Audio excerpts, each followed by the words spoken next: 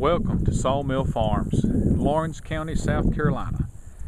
We have 31 lots here that range from 2 to 12 acres. Manufactured homes are welcome, of course. We have covenants, county water, paved roads, and as always, we pay the closing costs. You come out of pocket with $295. We'll cover the closing costs. All you do is start making monthly payments. There's never a penalty for prepayment on any of our properties. Visit us at hurdle.com for more information, or call us at 1-800-762-4851.